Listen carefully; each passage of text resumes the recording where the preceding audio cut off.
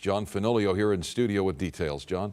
Well, Sharon, Mike, new questions tonight over whether President Trump is doing enough to stop Russian cyber attacks designed to disrupt U.S. elections.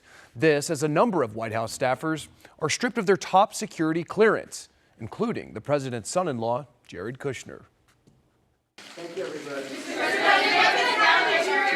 President Trump ignoring questions about Jared Kushner's security clearance, now downgraded to prevent him from accessing the nation's top secrets. Kushner has taken on numerous foreign policy roles for more than a year as Mr. Trump's son-in-law and senior advisor.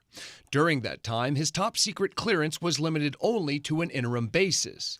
Chief of Staff John Kelly ordered new changes to the security clearance system last week with Trump's blessing, a move that could undermine Kushner's ability to influence White House policy decisions. This, as the Washington Post reports, officials in at least 4 countries, Mexico, Israel, China, and the United Arab Emirates, discussed ways to manipulate Kushner by taking advantage of his lack of foreign policy experience, business entanglements, and financial difficulties. The Post cites current and former officials familiar with intelligence reports on the matter. Meantime, we have not taken on the Russians yet. We're watching them intrude in our elections, spread misinformation, and we're just essentially sitting back and waiting.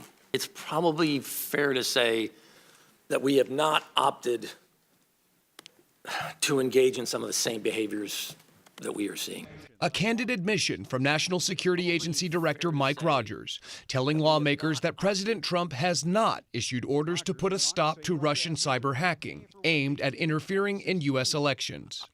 I believe that President Putin has clearly come to the conclusion there's little price to play here. The notion that you have not been given this mission to stop this from happening this year is outrageous.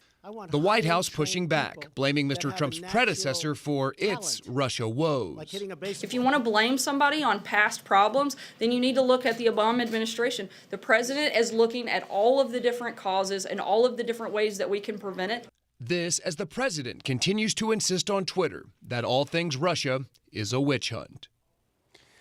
Meantime, special counsel Robert Mueller's team is reportedly looking into President Trump's finances before he took office. Also today, the president named his 2016 digital media director, Brad Parscale, to run his re-election campaign.